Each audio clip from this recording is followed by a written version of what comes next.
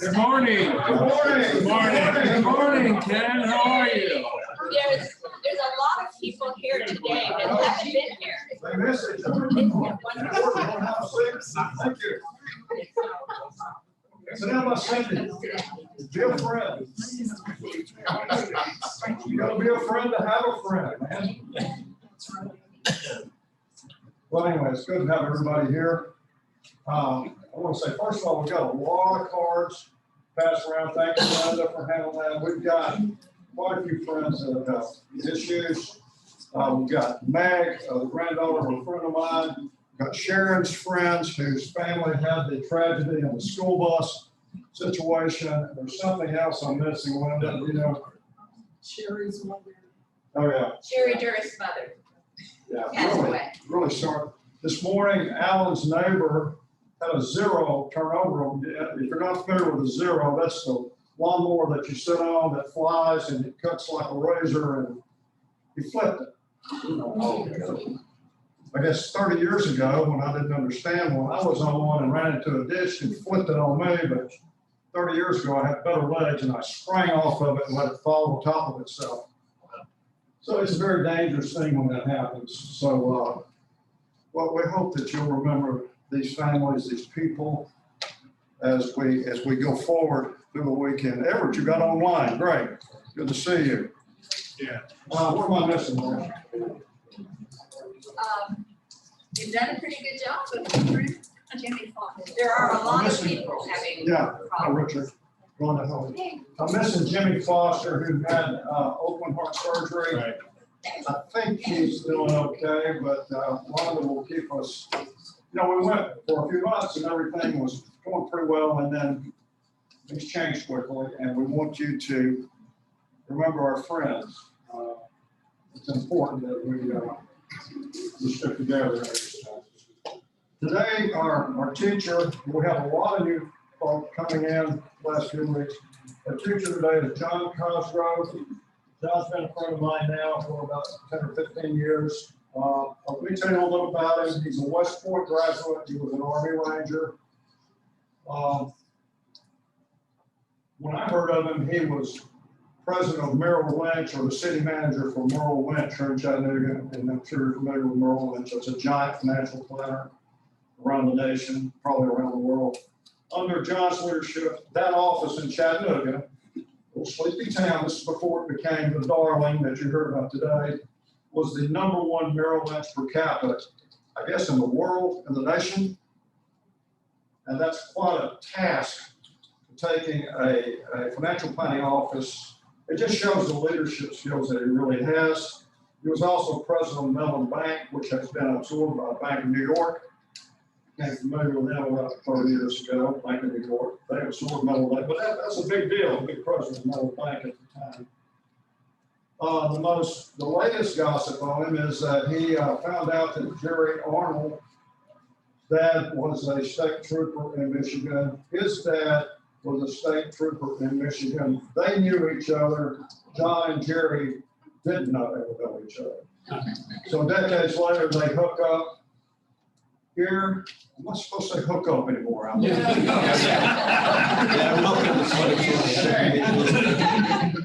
such a shame. That's such a great term. I love that for years, but I'm not.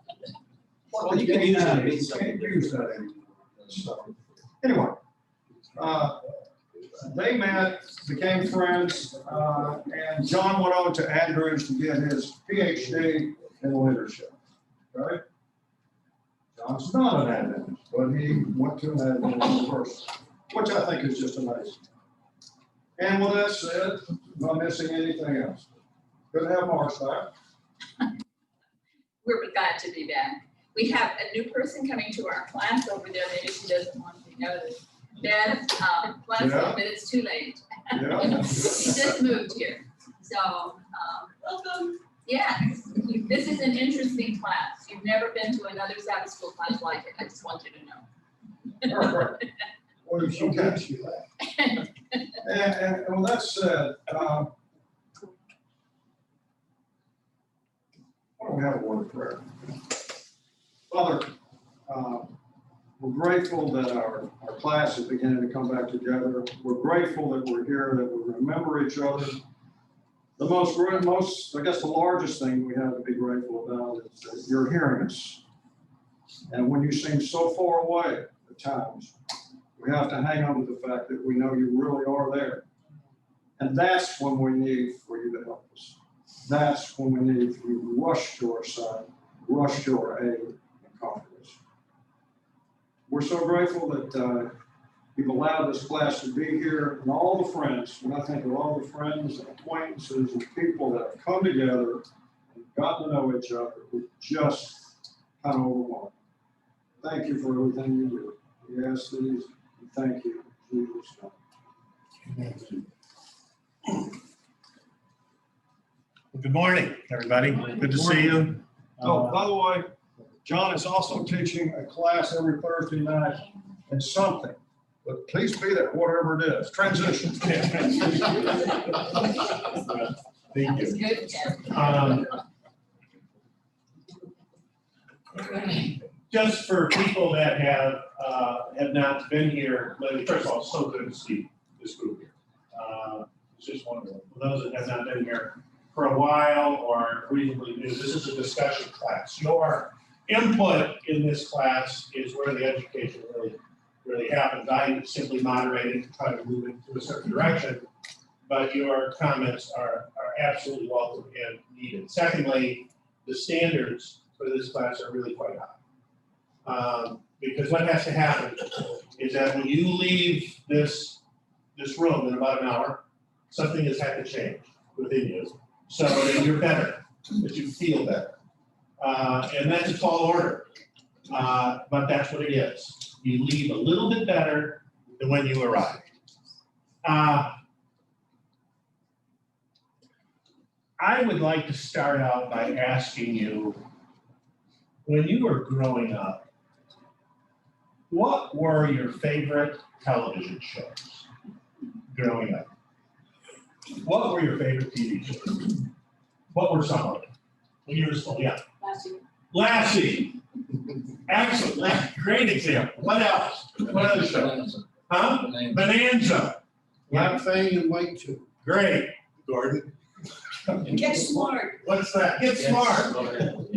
I remember every Thursday night, for a period of time when I was not a teenager, every Thursday night there was 3 shows on, half-hour shows. My 3 Sons, Bewitched, and Hazel.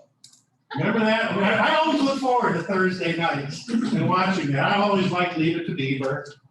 The Brady Bunch, they ended with a song. So, I thought that was but what I really liked about these shows and some of the shows that you mentioned is that, they always had kind of a problem within the show that they were solving.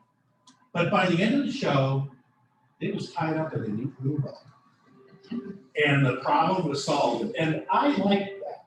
I like that happy ending. They all lived happily ever after. They live happily ever after till the next 30 minutes. Yeah. Till the next episode. Well, I just want to prepare everybody. That's not what's going to happen here in this story. This is not going to be tied up in a nice little bow. It's not happening in this country either. What a world. It's not happening in this country either. But in this story, it's not happening either. Okay? And so, I begin to think about this, and I'm reading this. Have you ever seen something like an accident before it's happening, and there's nothing you can do about it? Yes. Like what? I was coming to a stop at an intersection.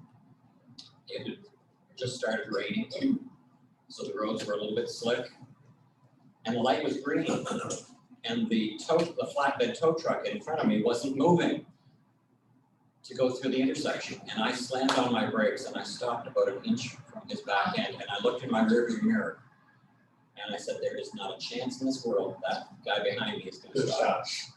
And I just braced myself. I put my head back against the headrest. and everything just slowed down. That's right.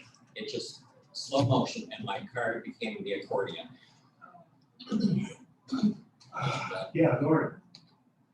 I was driving to work in Pennsylvania early one morning in the colder part of the time, and on a 2-lane road, I come up behind a car that's going slow, and I look ahead and it's real foggy, and behind me comes a car with 2 high school teenagers.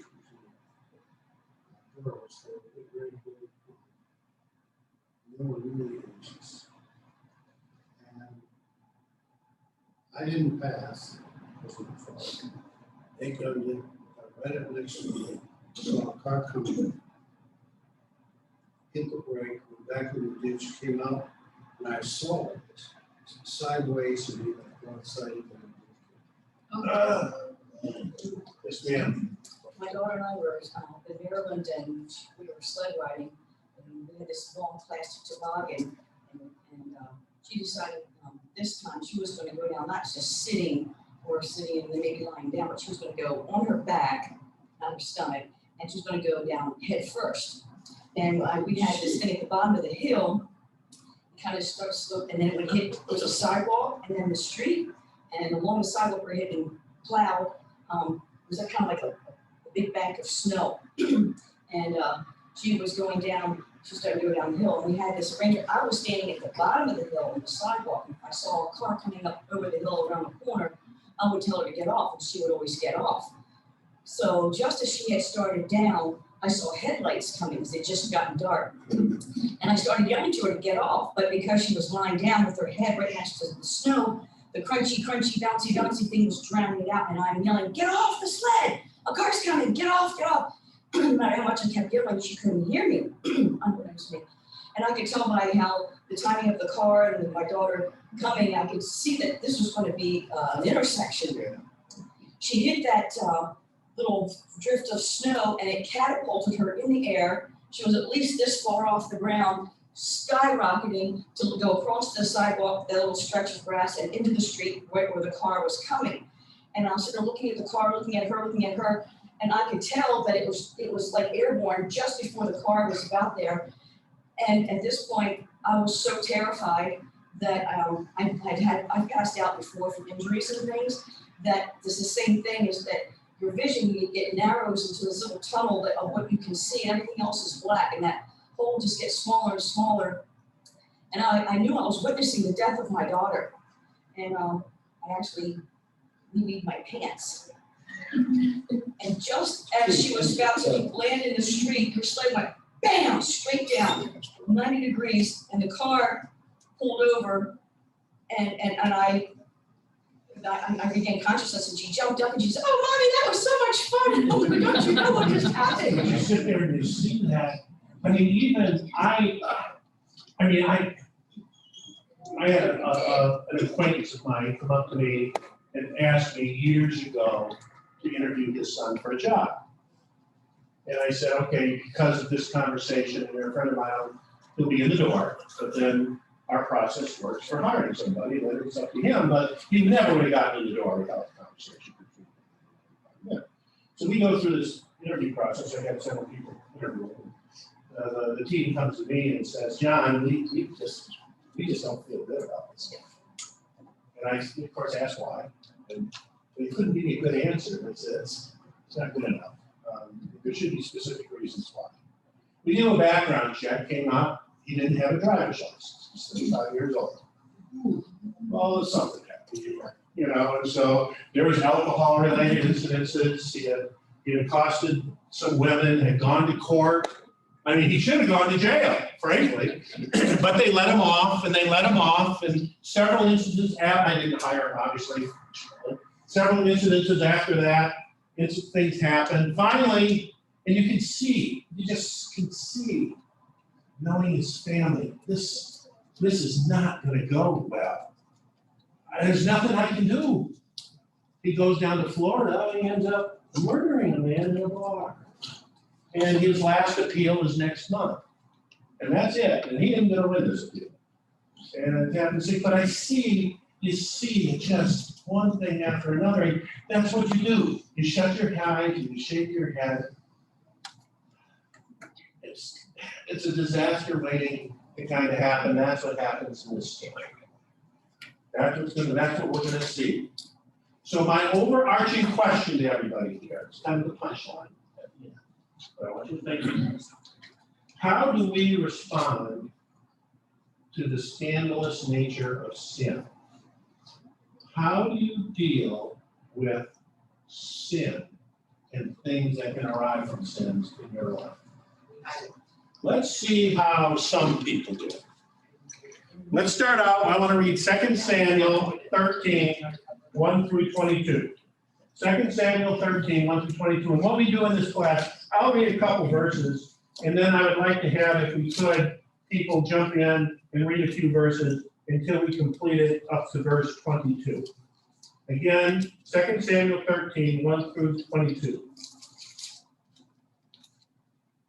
In the course of time, Amnon, son of David, fell in love with Tamar, the beautiful sister of Absalom, son of David. Amnon became frustrated to the point of illness on account of his sister Tamar, for she was a virgin, and it seemed impossible for him to do anything to her. Chapter 3, or verse 3. But Amnon had a very crafty friend, his cousin Jonadab. He was the son of David's brother Shemiah. One day Jonadab said to Amnon, "What's the trouble? Why should the son of a king look so dejected morning after morning?"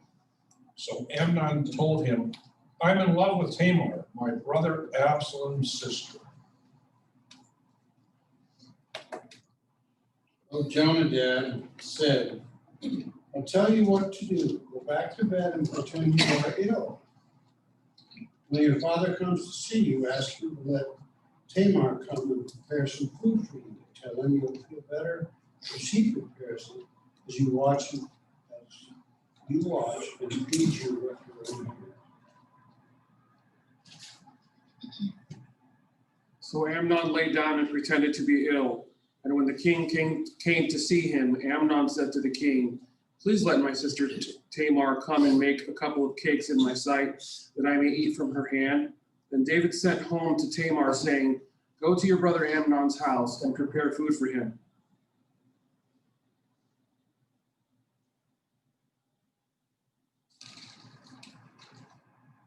So Tamar went to her brother Amnon's house, and he was lying down. Then she took flour and kneaded it, made cakes in his sight, and baked the cakes.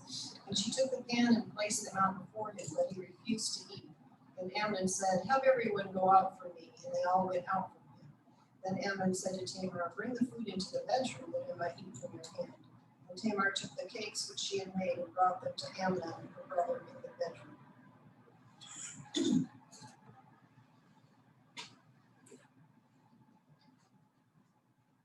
Now when she had brought them to him to eat, he took hold of her and said to her, "Come lie with me, my sister." But she answered him, "No, my brother, do not force me, for no such thing should be done in Israel. Do not do this disgraceful thing."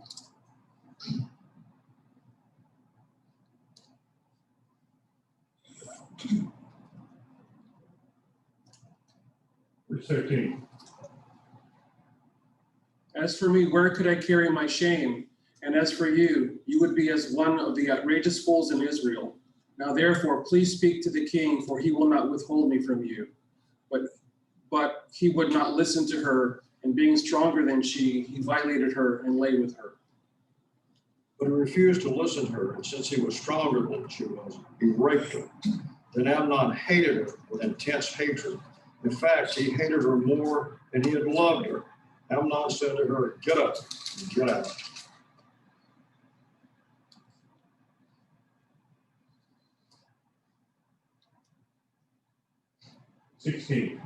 No, no, Tamar cried. "Sending me away now is worse than what you've already done to me." But Amnon wouldn't listen to her. He shouted at his servant and demanded, throw this woman out and lock the door behind her. So his servant put her out and bolted the door after her. She was wearing a richly ornamented robe, for this was the kind of garment the virgin daughters of the king wore. Tamar put ashes on her head, tore the ornamented robe she was wearing. She put her hand on her head and went away, weeping aloud as she went.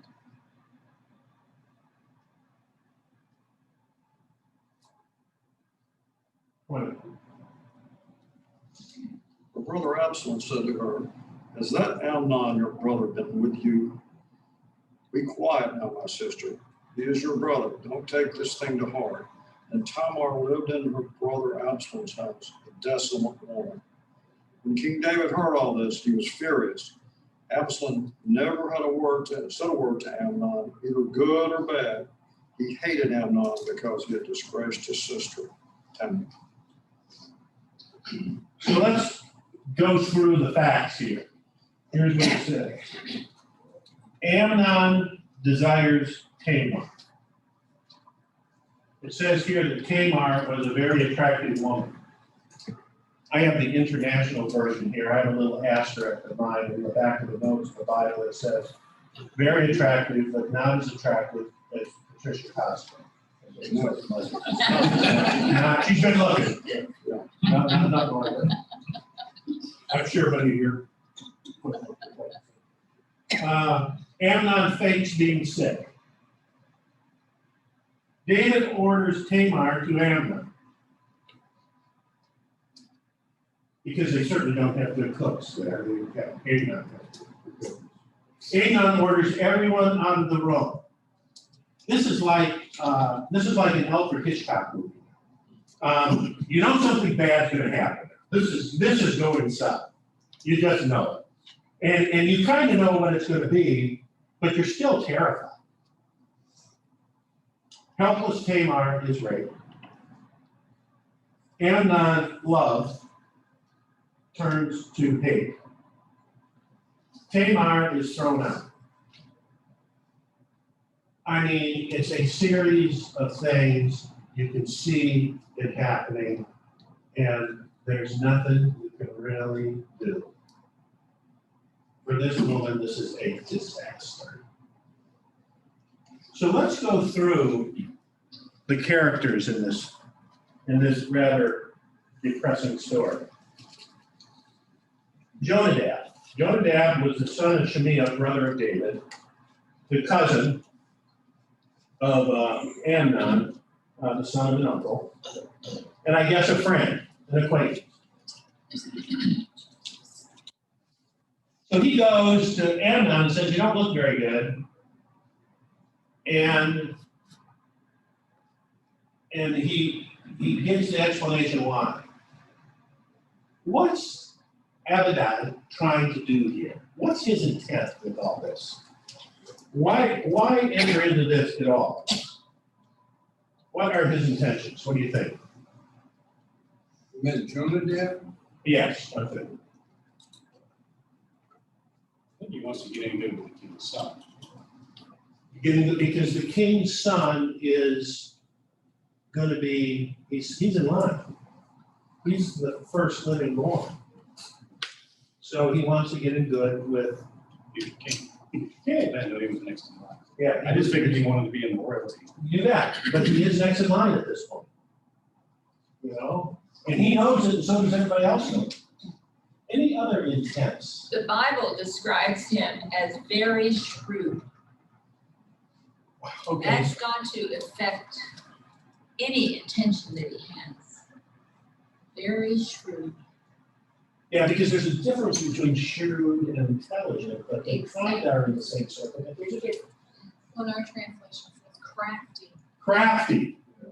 And they're similar in meaning. Yeah. So is his intent, now, this is his friend. His friend gets up, and now he's looking haggard. He seems like he's dragging. Do you think there's, I want to help my friend? No. There's not much of that in there, is there? He looks so haggard. What's wrong? What do you help me? Huh? I want to help me. So his intent is, it sounds like, reasonably self-serving, shrewd, next in line, yeah. If this happens the way that he thinks it will, it'll stay a secret and they'll have something over the king. Possibly, absolutely. Again, trying to put himself, as you brought out, in a position where it's self-enhancing, self-serving. So what do you think he wants to see happen? He's the author of the plan here. He's the one that puts this together. What do you think he wants to see happen? He wants Amnon to feel that he got a gift from him. He helped him out, and he appreciates it. So you will want him to feel indebted. Yeah. All right, so let's now rethink this. Yes. This brings back when you talked last time about David and Bathsheba. One of the problems that David had was he had time on his hands. And so he's wandering around the palace, and when he sees Bathsheba, and he's got nothing better to do. Well, this talk about Absalom, or Amnon rather. We're going to talk about it. He's just sitting around pining. He's got nothing better to do with his life. We're going to get to that. He's the next character we're going to talk about. Think about this. All right, let me ask you this. You know, what should he have done? What would you like to have seen him done? Friend gets up. Boy, you look pretty tough. I'm in love with my sister, Tamar. Okay. Now what should he, at this point, what do you think he should have done? If he was trying to do the best thing for the people involved, he would have tried to help this man move away from this problem, get busy doing other things, find a solution that didn't involve taking advantage. Have him admitted somewhere. Admitted somewhere to the nearest clinic seems to be a Or maybe solution. just clarify that he's like, you're not actually in love, you're just infatuated. So- This will pass. To have Go on a hunting trip. a Let's go mature somewhere. discussion. Okay. So this is kind of reminiscent of Lucifer in the garden, or Satan in the garden. They making Adam and Eve sound like he's really helping them out, but letting them know if they eat of this tree, then that would be to their benefit, but deliberately trying to cause them to sin. See, here's kind of what the theme of this is. What I'm hearing you say is, first of all, he tries to think, well, I'm shrewd, what's in my best interest? How can I leverage my position here? How can I lift myself up? The solutions that we're coming up with that is contrary to that is thinking of in terms of someone else.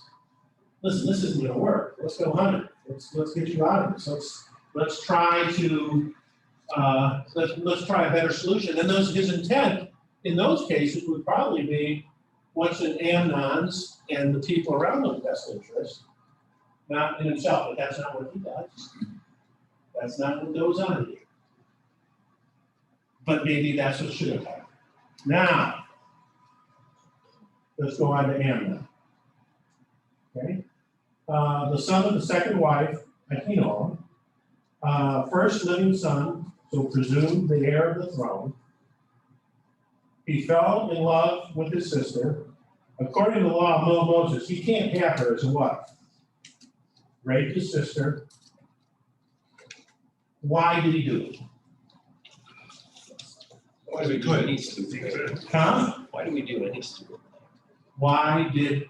Okay, I am answering you the question. I know that. Why do we do it? Why do we do any stupid thing with the question? My question is, why did we do it? The other question is, why do we do any stupid thing? The answer is the same. Yeah. We justify it, we deserve it at their expense. We spend it. We want it. We want it. That's why.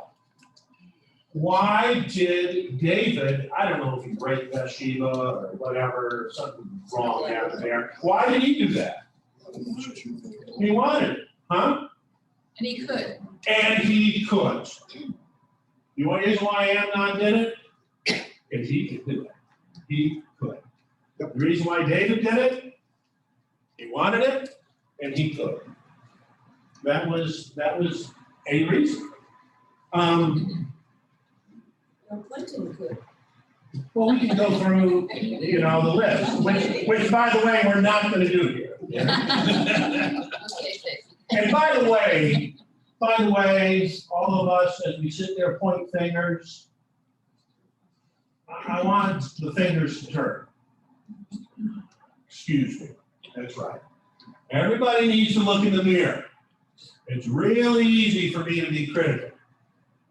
But I'll get to this later, but what have I grown? And how did I handle it? Sometimes I handle it really good. I know I do sometimes. Scripture says that when you have that in your heart, you might as well have done it, as far as God's concerned. But we got to remember that was just a terrible system. God had warned them, don't give that much power to one person. That's right. It was, and it just was a terrible system. It set up complete power corrupts and absolute power corrupts absolutely. David had all that power. His sons weren't disciplined. They just did whatever they wanted. Yeah, I wrote down here, his position of power just got to their heads. And so, how, my question I've asked myself and him, how can he, don't say no to this question, or I can't do anything. Think through it. What does he, or what can he do at this point, after doing this? What can he do to be an effective king? What does he need to do? Listen, this woman's in this room. He orders all these people out of the room. Like they didn't know what was going to happen. Like they knew this was against the law, Moses' law. I mean, but what did they do? Did anybody stay? Absolutely not. They were ordered to leave the room. They didn't take her with them. She stayed. What? But now it's happened. And now we have a situation. What does Amnon, what can he do to stop this madness? What could he have done? What? He could have, one, taken care of her, made sure that the damage to her was minimized, provided whatever she needed, and he could have also gone to the priest and confessed his sin. See, Tamar is in trouble. I mean, she goes out, she rips her robe, she puts ashes on her face. What does that mean? Disgrace. I am disgraced. It's not pointing the finger at anybody but her. And she's in trouble. She's not getting married. I mean, her chances of having children, I don't think in scripture I do not think, I should look this up. I don't think she comes up again. Yes, she does. What? What is it? She's in the line of Jesus in Matthew 1. Oh, really? She's in the what? She's in the line from Jesus' genealogy in Matthew 1. Oh, that's She had very to do good. somewhere in there. Huh? She would have had to have offspring. Well, I'm wrong. That could have been a number 2. Because, because there's a theory that David, I mean, things happen. There's a theory that David was illegitimate. We studied, so, But John? Yes. Oh, hey. This is Marlene. May I say something?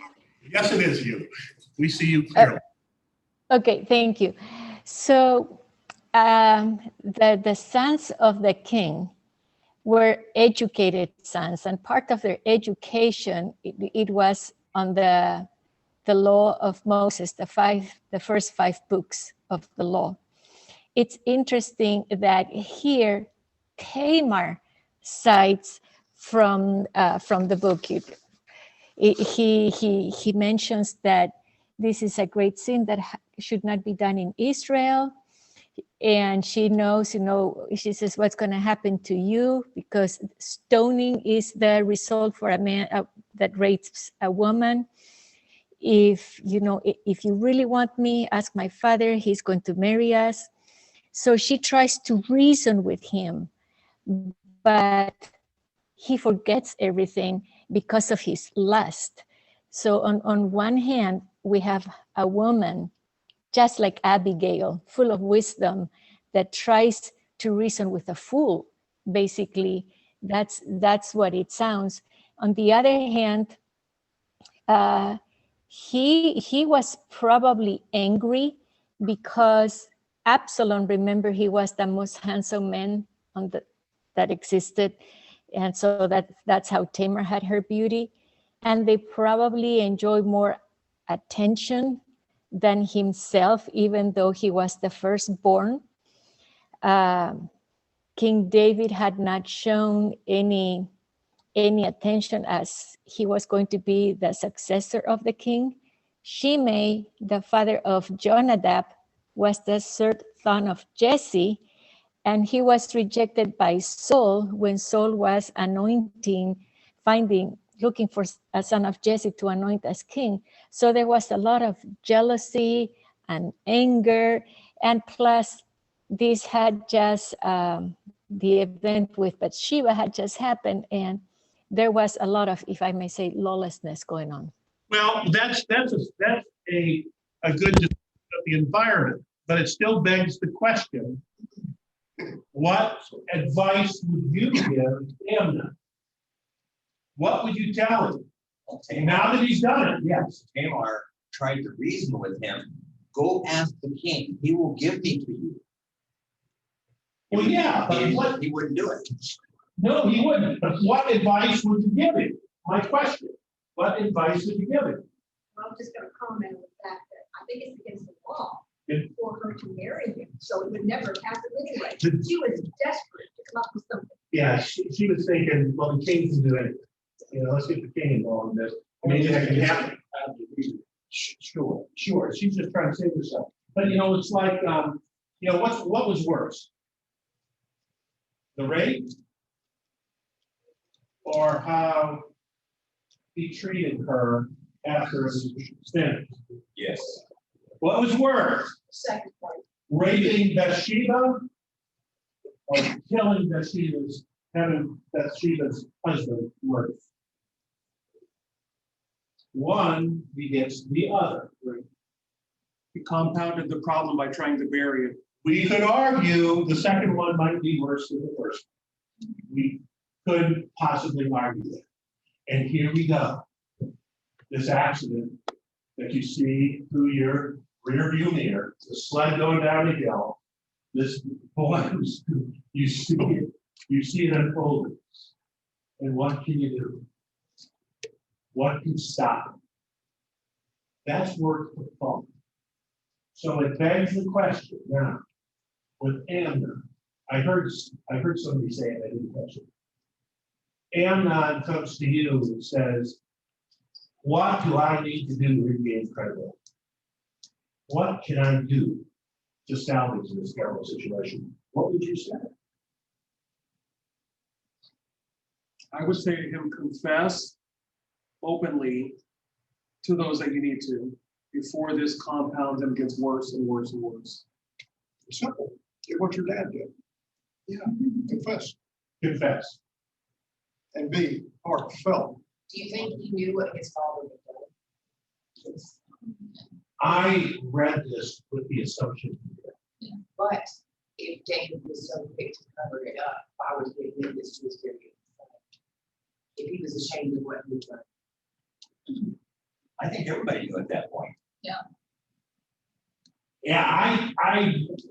that's a theory, that's an assumption. I believe, listen, it's rational to push back on this. If he was quick I to really believe. If he was quick to cover it up, why would he share it in his story? Listen, the whole thing.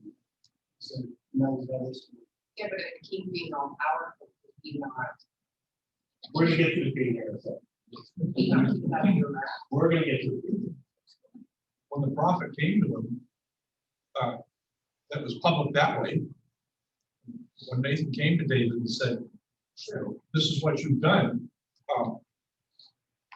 maybe God told the prophet, or maybe he heard all the news. You know, yeah. Listen, the punchline to what we're hearing here is that for him to get this fixed, the first thing he's gonna have to do is belly up and say, I blew it. Yeah. You would have to go to her and ask forgiveness and go to God or vice versa. Something where he's gonna have to say, I blew it. I'm sorry. I screwed up. So Simon is not the way. it says in verse 1 of the Lord sent Nathan to David. So it didn't necessarily have to be gossip hearsay.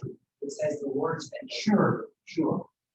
I guess my whole point here is that I want you to think about when you blew it. Think about one of those, when you really screwed up. Think about the time when you bellied up You have to make and restitution. said I blew it. And think about the time when you didn't. I'm sorry. You have to make restitution also. It's just, I'll rephrase that. It's a good thing for you to make restitution. Unfortunately, you do not have to. But you should. Okay, it's a different statement. You should. You should confess. It's real. By confessing, one of those here say that it would have reduced humiliation. And because of the assault, she could have demanded to be married. See, but just imagine if he bellied up and said, I blew it, how history may have changed. Think about it. How history would have discerned. And he can refer to what David did, you have to accept consequences. You kind of throw yourself, as we say today, on the mercy of the court, the judge would say, you did, and would say, whatever. Have you ever worked for somebody who came up to you and said, hey, Ken, I blew it. I made a mistake. And I hurt you because of this, and I'm sorry. And this is what I'm going to try to do to fix it, but I want you to know I'm responsible for this mistake. I did it. I'm owning up to it, and I'm going to try to make it right. Have you ever worked for anybody that did it? And the question I would have then to you, now oftentimes there's no, I haven't. Because we sometimes live in a culture where there's a lot of ducking, where we aren't taking responsibility. But if you have, what did you think of that person after that person said that? Did that stack all of a sudden, I think I can follow this person. I'm probably dealing with the person of the past. All of a sudden, my relationship will change. Also, your judgment of what that person has done is lessened. So Absolutely. So I have a brother and a sister. My brother comes to me and tells me to make a mistake. I'm more forgiving of him than catching my sister who deceived me about the mistake that she made. And so naturally, I feel less like I want to forgive her and work with her, and I'm more frustrated with her. Why didn't you just tell me? Why did I have to find this out? As opposed to my brother disappointing me, it was like, because he was willing to come forward and share with me what he had done, I felt like, oh, it's not that bad. I was more willing to forgive him or lessen what he had done to me as opposed to her. But I never thought about it. Yeah. No, I didn't think about it until I did this. I'm with you. I'm going to shift gears to David. What kind of culture or character exists within David as compared to before he was king? What place is David in now compared to when he was commanding soldiers before he was king? He's got it all. He's got it all. That's right. In his mind, I got it all. What else? You said before he became king or now that he is king? Now, compared to before he was king, where was David at? What culture did he have? What did did he have there compared to what he has now as king? How has he changed? How has he moved? He's no longer leading. He's not leading his army, but he's leading a kingdom. There's a difference. But it's very clear in scripture that when he was leading that army, he allowed God to lead. He went to God a lot. He went to God and it said, the Lord gave David victory wherever he went. Well, David was in peril during this time. And There was he tough knew where- times. He knew where to turn. And so when you're in tough times, I think, human nature's, you try to reach out for help. I'm probably gonna ring God's bell more during the tough times than when I got it. I believe that might be the case, especially when I believe in nature.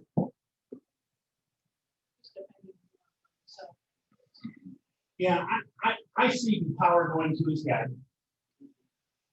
He sleeps late. Maybe he should have gone out with the army, maybe he should have, I don't know, we can debate that, I suppose, yeah. Do you think it's, well, I don't want to sound out of place, but if business is good and you're making plenty of money and stuff, it's easier to veer off? Sure, it's just what we talked about, he's sleeping late, he's not with his soldiers. Wasn't his mother a prostitute? I don't know, there's theories. That's beyond the scope of it. He sees Bathsheba. He has relationships with Bathsheba. Why? Because he could. Has Uriah killed? Why? He covered his tracks. What he could. Remember when David first had these victories? What did he do with all the plunder? What did he do with it? You remember? He took it to the temple. And that was different than what had happened before. He was taking it to the temple and giving it to God because he wanted to show the people, this is, there's a new sheriff in town. This is how we honor God. And he's modeling the behaviors he wants others to model. Basic leadership trait, basic thing to do. Now what does he do? And they are modeling it. And it says in scripture that when David heard all of this about Amnon and Tamar, he was furious. That's what my Bible says. Yes. But what did he do? Well, we're going to get to that in a second. There's a step just before. He was furious with the story of Nathan, that Nathan told him about the land. All right, well, here's what to bring us to this place. After the death of his son, what did David do? He went and ate and washed himself up, and I thought his behavior for me was pretty peculiar, I suppose, but I thought it was peculiar. I think that, look at the murders, and we're not going to get into them, but look at the murders that followed. Yes. So now David orders Tamar to Amnon. Tamar, a very attractive woman, not as attractive as Trish, and she orders her to him to feed him. Like they don't have a cafeteria in the place. Like she's the best cook around. What's David thinking? Deja vu. We're not dealing with a stupid man here. He was still in a culture where he doesn't respect women. Just like he doesn't resist his son. He doesn't resist any of his sons. He followed the stories continuing on. Never has. Right. He's still in a culture where women are not respected. So what his son wants that has way more priority than what his daughter might. Or the law of Moses. Or the law of Moses. There's the rub. That's where the water's supposed to hit off that rock. The rock's not supposed to move. Right, and then he wants. That's what, yes. He said, water into the situation. What was he thinking? Okay. Now, if you were David, what would have you done? Simple no would suffice. No. Yeah, wait a minute. Wait a minute, Dad. What's your intention? Yeah, I'm waiting, What's your intention? asking some questions. Well, my intention is to have a relationship with Tamar. That's my intention. We need to get you a wife, son. I don't want a wife. I want Tamar. Get over it. No. Listen, you did it. You did it. You know, I mean, look at what you did to Bathsheba. You murdered Uriah. You did it. Worse than me, huh? Is that why you couldn't say that to him? Well, my question, what do you say now? Which is true, by the way, which probably would be the way the conversation might go. I think the response would be in my paper.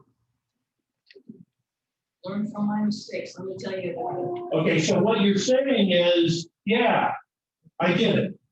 And I lost my first son. God took my first son. And he's put this umbrella over my family. So I paid the price. And you're not going to do it. Well, I'm going to do it anyway. Is this still part of him paying the price? And more questions. But my question would be, what would have happened if David would have said, you're not doing it? And if you do, you're not going to be king. You know, I'm going to throw you out of this kingdom. And So there's ramifications, doesn't it? Well, Tamar is the place of with in that society, because she even said, if you ask the kingdom, Sure. Well, what was she trying to do there? Buy some time. Huh? She didn't want to go River Road and put ashes on her forehead. She didn't want that to stay. Yeah, but at the time, she could, because of other incidents that would probably happen. But I think Tamar is just trying to survive. I think. But what, yes, go ahead. No, just a thought about David and those that associate with him, this entourage. Nobody stood in the place of the prophet to call him on what he did. And that's probably because of his character. People around him did not have a God-centered approach to life. He didn't, and they didn't. Sure. They all supported each other. So they did, and that's why everybody left the room, et cetera, et cetera. But I think what I want people to think about here for a second is this. What advice would you give David?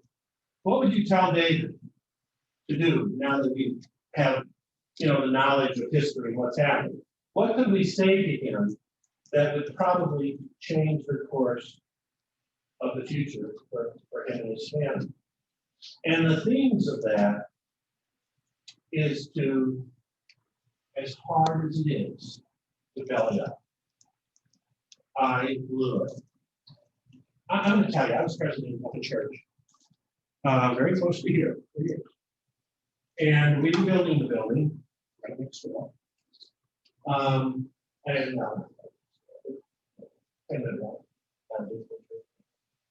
We were in the middle of building Resurrection of the Church. The pastor, Mike, was, we were at a church council meeting, rotating. He comes in with his wife, gets us each to know, and they made the decision that they're going to get divorced. So the pastor did. It happens. It's difficult, but it happens. Okay, we'll deal with it. About 2-3 weeks later, the organist Barbara comes to me and says, "I understand you have an apartment on the property. I want to go in." I go, "What's going on?" I'm fed up with my husband. Well, he was the president before me, and she's the organist. So now these aren't related at all, separate incidents. It just happened to be at the time this happened, trying to build this church, which is hard. And right in the middle of this, my wife dies unexpectedly, 2000. died of a heart attack. So now the president of the church, me, is going through with two girls, 16 and 19 years old, is going through trying to manage his household. You know, has a position of responsibility and as president of this church. I mean, there's a lot of baloney going on here right now in this church. And the pastor's doing a pretty good job. He comes and visits me once every week or 2 weeks, and about 2 months, 3 months after this, he drives up, you know, comes into my office, and he says to me, I am counseling Barbara. I said, no, preacher, you're counseling the woman's family. You're not just counseling her. He said, yeah, but I'm counseling her and I really like counseling. Remember the accident? All right. Anyway, I really like counseling. So this is what my question was. And I said this. I said, there are times in people's lives that these are career decisions. This is a career question. This is a career day for you. And the only way you can blow it is to not tell the truth. I don't care what the truth is, I can deal with it. Now he's about ready to take another call before it's out there. That was kind of done. And so my question to you is this, Pastor. Are you smelling the smoke or are you standing in the fire? That was the way I worded it. He says, I'm smelling the smoke. Good. Listen, walk away from the smoke. Take your call in Florence. After a year or so, you know, people have to get their lives. By the way, we're dealing with children. Both of these families have 3 children. Both of these families, remember, he was the former president. He's the pastor. These children have a relationship with each other. He says, I'll do it. I'll do it. That's what I'll do. He lied. He was in the fire. He didn't do it. He said he lost his job. Sold security system. Didn't marry her. It totally split different. I don't even know the disasters that happened after that because I kind of moved away. Because it just didn't go well to us. What's happening? No, that's all right. You're rolling, just keep rolling. So now I want to talk about Absalom and Tamar. I think Tamar is pretty innocent here. And what happened to her is fair. Would you agree with that? Absalom is very upset. Oh, by the way, I get back to David upset because somebody brought it up. David got really mad, right? David got really mad. But what did he do? He put on a big show. And David's been putting on a number of shows. Jerry brought that up. He said he is doing this for show. But he did nothing. What was worse? Him sending Tamar into this or doing nothing after it happened? One could argue doing nothing. So now we have Absalom and Tamar. Tamar's innocent, Absalom's mad but silent, hates Amnon, protects Tamar. What do you think Absalom and Tamar, how do you think they feel about their king? Yeah, do you think they're going to invite him over to their house for graham crackers and milk? You know, I mean, they may be a leader in position, but not in their hearts. We got a lesson coming up here. Absalom does do so. And maybe things you shouldn't do.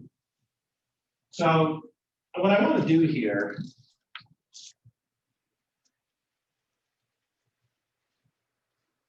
is I want you to think about something. Has anybody here ever visited Dachau, the concentration camp? You visited. You have. Yeah, so have I. And Well, Arbeit macht free is the sign that's over. I understand they stole that, by the way. It's not there anymore. But there's this little entrance into this concentration camp. It's not very big. The town around, it's kind of hard to find, really. It's not like there's billboards when I was there, anyway, years ago. You have to, there's a little, when I was there, there's a trailer there. Somebody's sitting there and I could rent this cassette tape and stick it in my ears and walk through the gate and take the tour of it. There's these cement pads where all the, where all the people were housed. Pad number 3 is where they did all the medical experiments where so many people died and were tortured. They put them under pressure. They got freezing water to see how long they could survive. I mean, it was pretty bad. But in 1945, American soldiers came in there. And by that time, they took a lot of those people out of there and did a march, long march to another camp. But they left people there. They left, the soldiers walked in there and saw just a terrible scene of people alive, skin and bones. There was 2 train cars filled with corpses. And there were some German guards that were still there.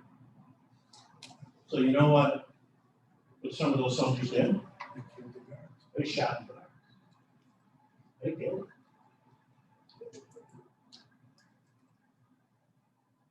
When I had shot the guards, You might have in the heat of the moment. I've been in combat. I may have. There's a possibility. They surrendered, that would be one thing, if they're pointing their gun at you, that's. There wasn't no point in guns. I can tell you. They weren't protecting themselves. They killed. There was no war crimes brought up against those soldiers. They were never tried. They went home. The thing is, can I justify them killing those German soldiers that were a part of those atrocities? And I can't justify it. But you can understand it. Sure. But do you see how one real bad thing can lead to other real bad things? That leads to other real bad things? I thought the purpose of being a soldier was to kill other soldiers in other countries anyway. Well, that's not true. That's not the purpose of being a soldier. That's not. You're trained. Oh, absolutely. But that's not my purpose. That's not my purpose. The purpose is very different. See, here's the thing with all this, is that it's not whether I'm going to screw up or not. It's not whether I'm going to, well, we all know we will. It's hard to belly up. It's hard to have that kind of character. But we have this story in the Bible of a disaster. And Ken is going to lead another one, and this isn't going to be extended. This isn't going to stop. And it goes on and on and on. I have to ask myself, would I let this happen with my family? Because I didn't have the courage or the character to stand up and say, I blew it, I'm sorry, it stops here. I think when you said that the first time, I think that's probably the most important lesson here. Because we're all sinners, we're all going to screw up. But what really matters is what do you do afterwards? And that's my first question was, what do we do with the scandalous nature of sin? How do we handle that? And that was the point. I'm so glad you said it. Because for me, preparing for this, which wasn't easy, and it sure wasn't a lot of fun, frankly, trying to figure out how that message could be delivered in a very delicate way. I mean, one of the things that we did not touch on by design, I mean, Tamar was raped. Now, there are people in this room that maybe got abused. I'm not going. It's group therapy.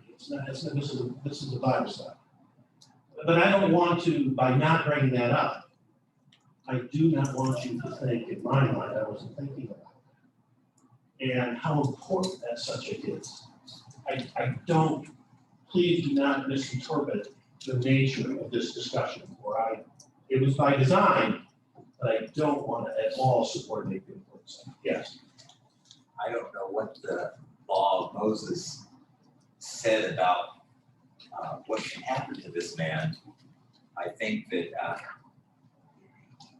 his brother, or Tamar's brother, executed that justice. Maybe not with a trial and everything, but he certainly. That's next week. Yes. That's next week. We're going to conclude, yes. I read in this a statement that I thought, and it was tied in with this from one of the commentaries. All wrong done to others reaches back from the injured one to God. That's a great quote. I thought it was beautiful. Say it again. All wrong done to others reaches back from the injured one to God. God is aware of it. And David David said, I sinned against God. Are you leaving a little further off when you came in? Amen. That is the goal. That is the work that there were hours went into this. I know. They just don't pick it up Friday night and say, hey, what do you think about this? He's talking to many people. I have to talk to other people who are with, because we don't have enough firepower. We're not Jerry Arnold. We have to pull it out of the seat of our pants a lot. It's stressful, but it's so good when we're getting it. When I was at the university here in late 60s, early 70s, there was this lovely young girl. And when you're 19, you're looking at girls, trust me. And How old are you, Gord? I'm sorry. And she was really sweet. When you have the pixie, the blonde hair, short. She started dating a guy that I didn't really like. The kids have a way of picking the ones you think you like, the ones you don't like the minute you see them. And they start dating. This is wintertime. By spring, she's wearing an overcoat all the time. And it's hot some spring days. So I asked this girl, I said, why does she wear a raincoat all the time? Why people don't get pregnant at Southern Missionary College? Well, this one did. I don't know what's going to happen. So my friend Frank Knittel, who I've talked about in the past, has to deal with this. He's academic dean. And they call both parents in. Parents come down. They've got the girl sitting here. The girl is devastated. Her parents are devastated. And so Frank says, what do you want to do? Do you want to get married? And he says, why would I marry someone like her? She's a trap.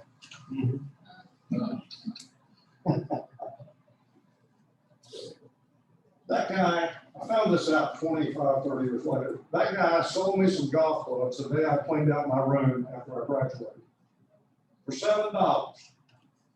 I have gone out of my way to pay people what I owe them my whole life. If it was a bank, they got paid. If it was, we pay our bills. I owe that guy $7 for 50 years. Okay. I don't know him and I don't like him. I talk about times we'll accrue the interest on $7 for 50 years at 5% on my calculator. And I'll find him in that thing that you get where everybody went to and lived happily ever. You've got their addresses and you've got their emails. I ain't paying. You don't deserve it. Now, if he has repetitive consent, I don't know. Maybe I'll pay him $7. Give the money to me. Anyway, this was a sinful act, and I never quite got over it. I just never could come around. Next week, this soap opera and tragedy continues.